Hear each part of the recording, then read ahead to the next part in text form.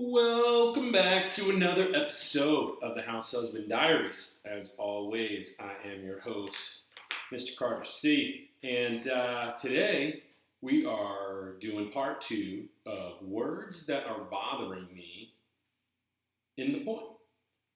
I hope everyone had a wonderful, happy New Year's Eve celebration. We're getting into 2020, and maybe this is the year that someone will come away with the treasure chest. We're having a really fun, productive off season.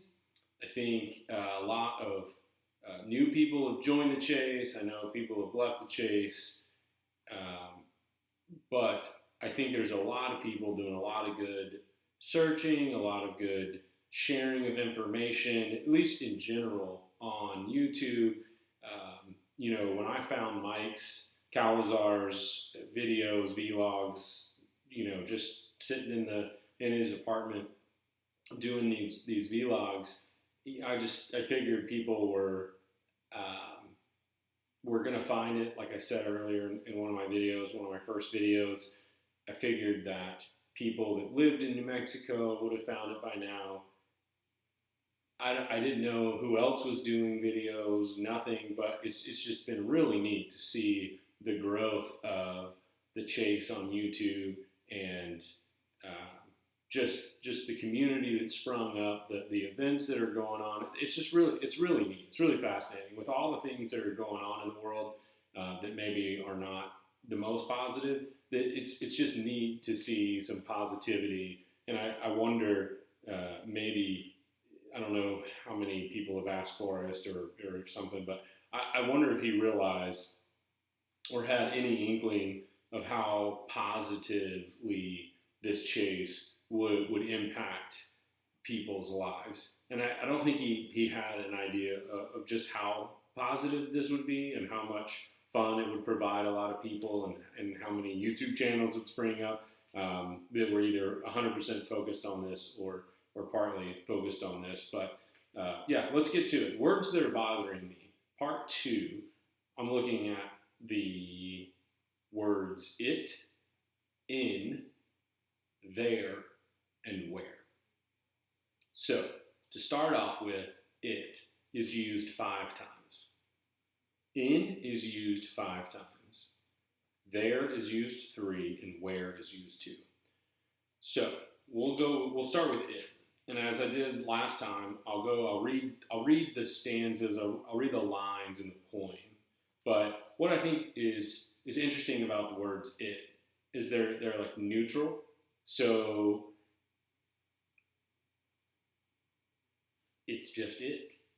That's it, It's kind of like back in the day when Bill Clinton was being impeached and all that. He was being grilled by I don't know who was doing, Ken Starr or something, but he's, what's the definition of is?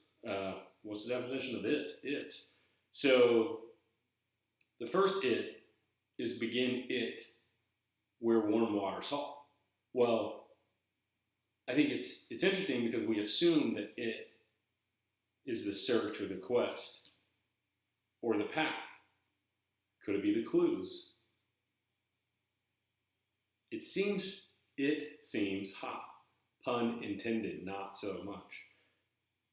It seems to me that it's pretty straightforward that you begin it, which is your search or your path. You begin the clues, you begin your quest where warm waters halt. Forrest has said that's the first clue. So it must be the search or the quest or the first clue, begin it. But could there be another meaning?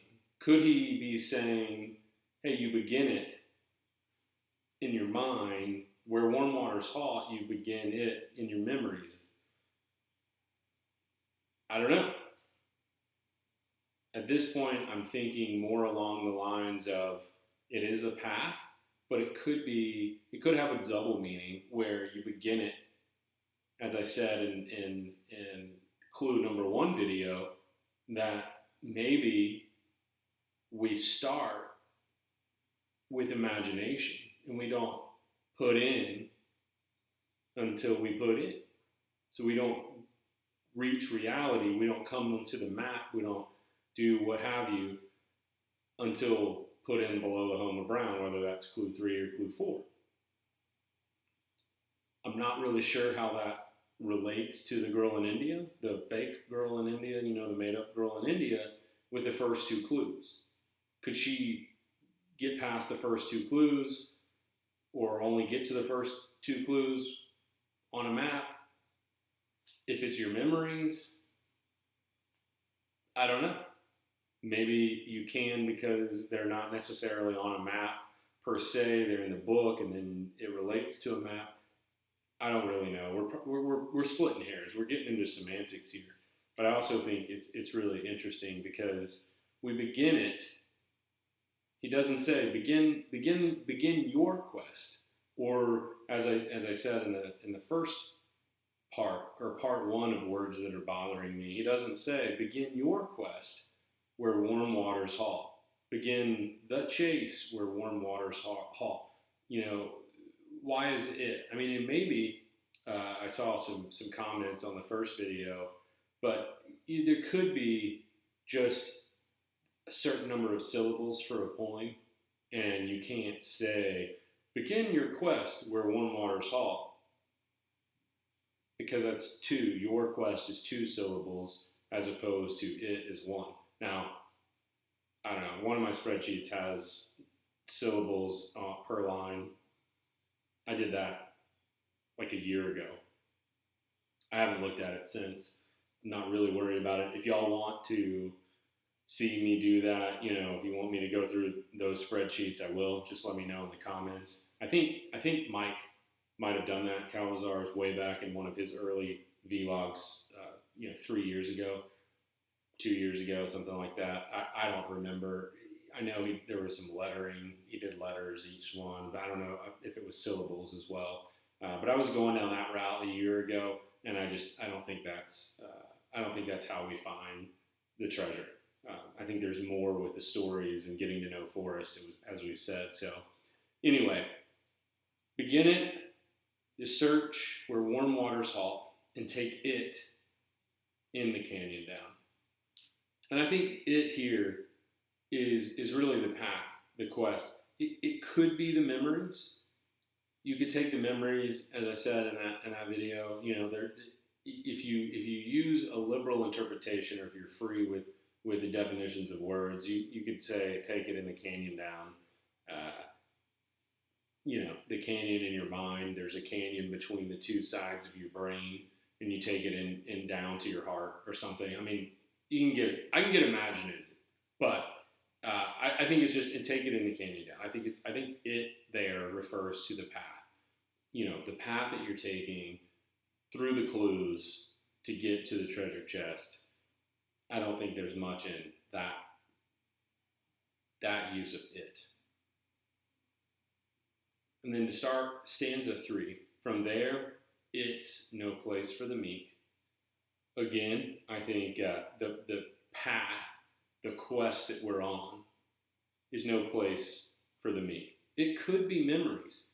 It's hard to go back through some of these memories, I'm sure, for Forrest to write some of these stories that maybe, you have an emotional attachment to your brother or your parents, or, my war for me. There's hard times there. You think about your loss. It's hard. It's no place for the meek. You have to be brave to go through your memories and recount those and write those, and then be brave to share your personal thoughts and memories and who you are. Just like putting stuff on YouTube, there's a certain amount of bravery because you put yourself out there for naysayers and people to put negative comments and say things that, whether they mean harm or not, you could take it that way. So, I think from there, it's no place for the meek. I do think it's just the path or the quest.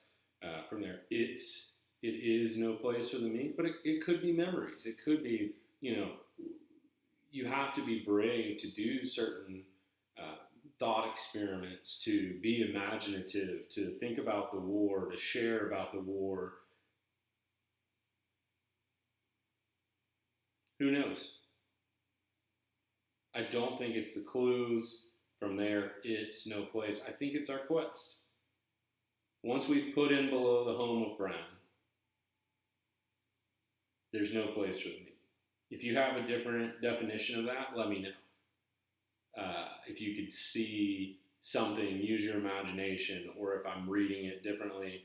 One of the neat things about putting these videos out that I didn't know, I kind of knew, but it is just the feedback, the comments that I get from you that watch this. They're just fascinating. Like they're things that I never thought of, and I just enjoy that. It's intellectually stimulating, and it's really fun for me. So thanks so much for those of you who watch and then interact. It's really fun. Maybe one of these days I'll get to the point where I can do live shows and have better backgrounds like some of the other YouTubers out there. But for now, just here, man. So then we go to the fourth use of it, and it's in stanza 5. So why is it that I must go? And I think that's just a product of normal English speak. So why is it that I must go? He could have said, so why must I go? But then that doesn't fit with the number of syllables for a poem. So I think it's just a terminology. It's just a figure of speech. So why is it that I must go? And leave my trove for all to seek. The answers I already know. I've done it tired, and now I'm weak. And this is where I think is really interesting for the word it. I've done it tired. What has Forrest done tired? Most people say, well, he's hidden the treasure chest. That's what it is here. I've done it tired, and now I'm weak. But could it be something else? Could it be I fought cancer, and now I'm tired. I've done it tired. Fought cancer tired, all of the treatments for cancer, and now I'm weak. Could it have just been life? I've lived life, I'm tired, I'm getting up in age. I want to do something crazy because I'm a maverick, because I want to be remembered, because I want people to get outside and get out from behind their technological devices and blah. Is it the poem? I've done it tired, mentally fatigued. He wrote the poem, rewrote it, 15 years. I've done it tired and now I'm weak. Or is it gone in there? And I'll get there with the preposition in. Next, I've done it tired. Maybe that refers to the first line where he went alone in there and he did it tired. But is that usage of in there, of in and there, hiding the treasure chest? Is that what that is? Or is in there, he's gone alone in his memories? He's gone alone in there. Where you have to be brave to relive some of those. I mean, can you imagine being shot down in a plane over hostile enemy territory in a war where you know that if you get found by the people that you're flying over in their country, they'll probably kill you, and it'll probably be in a very painful way, not just in a very humane way. You're in war. Like, that's terrifying. It's terrifying to get shot down once. It's terrifying to get shot down a second time, and then it's got to be terrifying to relive that. I have no personal experience of that. I have friends that have been shot at in Afghanistan. I have friends that have been shot at in other places that have served our country. I've heard their stories, some of them.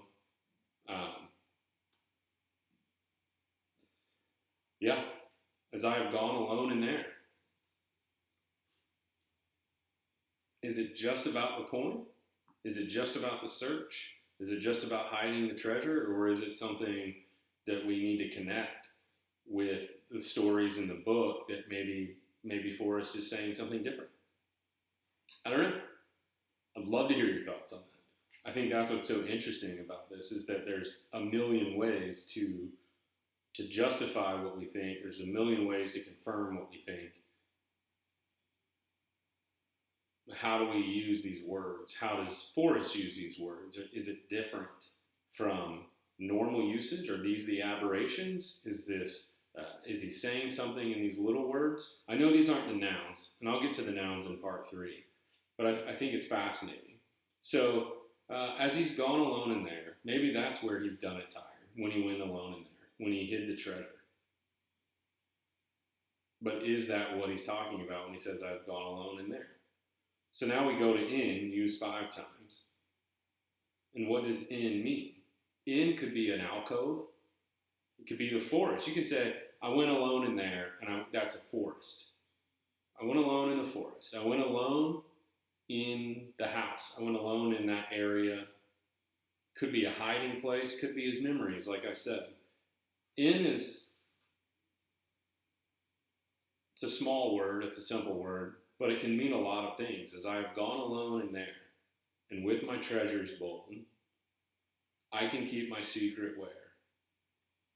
So does he keep his secret in there?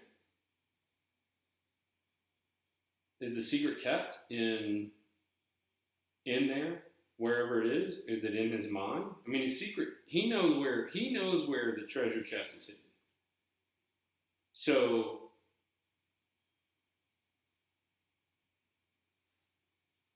that's where it's hidden.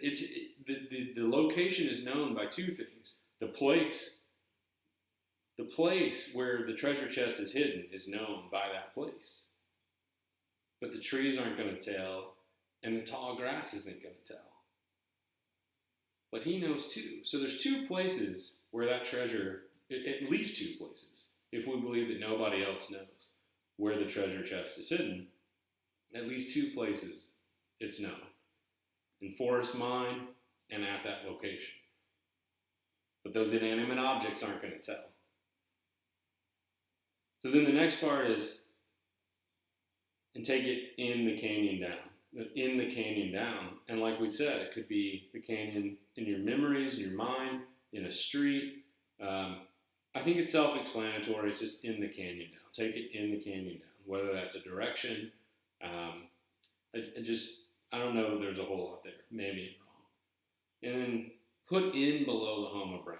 And I always find this really interesting because if you put in below the home of Brown, if you're putting in, I know it's been talked about ad nauseum that put in is a boating term, but it also could be you just put in, you're entering a trail or something, but it could be, hey, now that you've spent time in memories where warm water salt and taking it in the canyon down and not far but too far to walk, maybe that's all some sort of imaginative thing. Those clues are imaginative. And then you have to get out of your mind, your imagination. You have to put in below the home of Brown. You need to find that place using your imagination in the first couple of clues. And then you get out of your brain, out of your memories, out of your imagination, and you put in to the real world, to the map, to wherever. You put in below the home of Brown. Is that the start of your boots on the ground?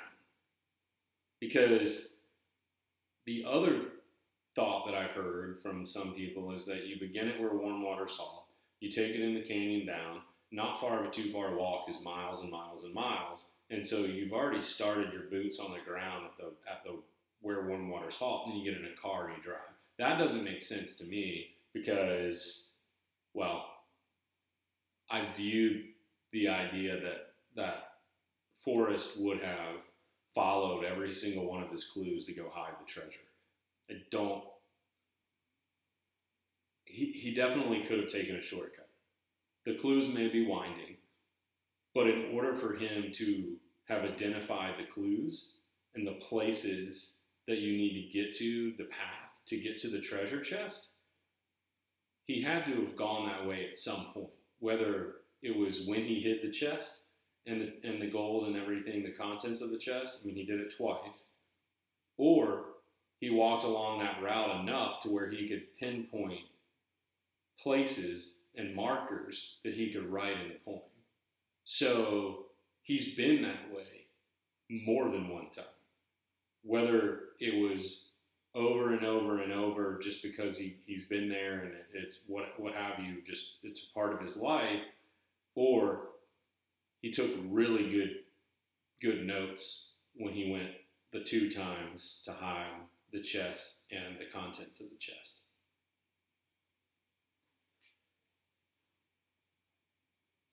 So you put in below the home of Brown, you're out of your mind, you're into the woods, you're in the start of boots on the ground. I don't think anybody really knows because nobody has the chest.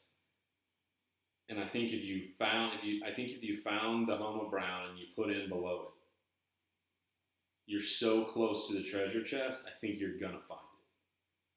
But I don't know that anybody has. If they found it, they don't know that they found it, and so they haven't found the treasure chest. But I think we're within a couple dozen feet. I less than 100 feet. If he said people have been within 200 feet, maybe 200 feet is the home of Brown, but I just don't think we're very far.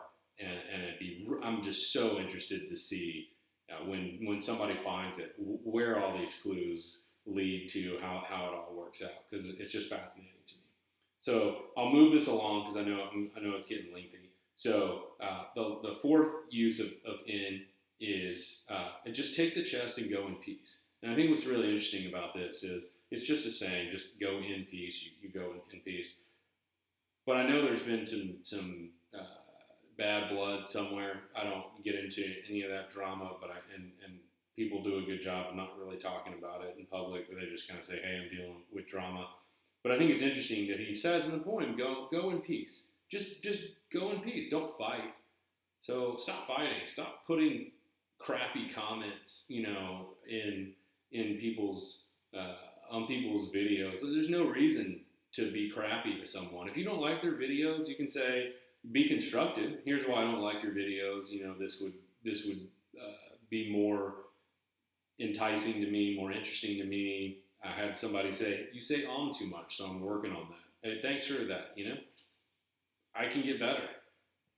But don't call people out and say you don't like somebody or they're stupid or whatever. Okay, keep that to yourself. It doesn't, just go in peace. Watch the video and go in peace.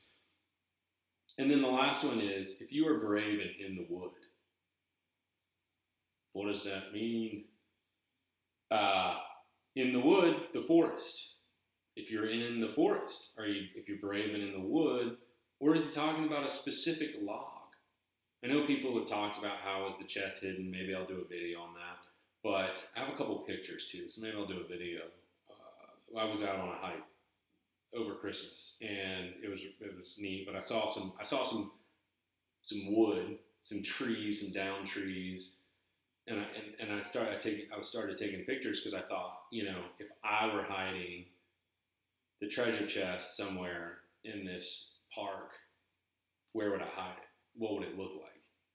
Where could I not bury it, but hide it so that it's somehow concealed or covered in there? And part of me thinks that maybe there's a down tree or a stump, and that's where he's placed the chest. And so in there, in the wood, that it's in some sort of hollowed out log or tree stump, or some bronze statue that is wood. It's a statue, a bronze figurine or whatever that has wood that's hollow, and it's in there. The bronze chest is in the bronze. I don't know. Imagination at its finest. Maybe your imagination is much better than mine. But those are the thoughts. And then real quickly, I'll wrap up with the theres and wheres. And because I've mentioned them several times as I've gone through this. As I have gone alone in there, alcove, what could that is it the hiding spot? Is it in the wood? Is there the woods? The wood? Is it that specific spot as I have gone alone in there? Is it his memories? Is he's gone alone in there? I don't know. But then he can keep his secret where? So is the secret his hiding spot? Is the secret his memories? Is it the secret? Is it the wood? I can keep my secret where? Where do you keep secrets? I said it earlier, that place is going to, I mean, back on page 100, right? It's in My War for Me. He says, the ground knows and the tall grass knows, but they won't tell. Maybe he's keeping a secret with the tall grass in the ground. Maybe tall grass is brown. I think it's green, but maybe it's brown out in New Mexico. But his memories, that's where you keep secrets. As I have gone alone in there, and with my treasures bold, I can keep my secret where? And hint of riches, new and old. Maybe it's his mind. Maybe it's his secrets. Maybe it's his book. I don't know.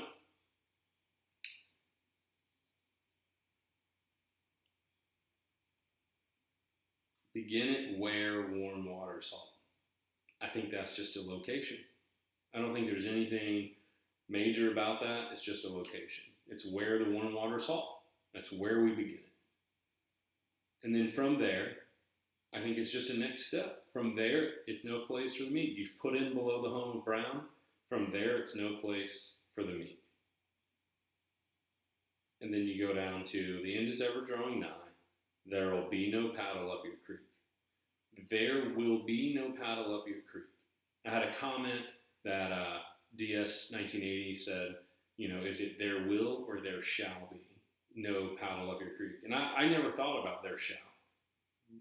I don't know why it would be there shall be no paddle up your creek. That doesn't make any sense to me. There will be no paddle up your creek. I think he's moved to, from there it's no place, it is no place for the meek. The end is ever drawing nigh. I don't know why he wouldn't say, there is no paddle up the creek, but he changes it to, there will be no paddle up your creek. And I think that's just, when you're there at the spot on the path, I think that's where there is. So it makes me kind of think that as I've gone alone in there is an actual physical spot and not the memories.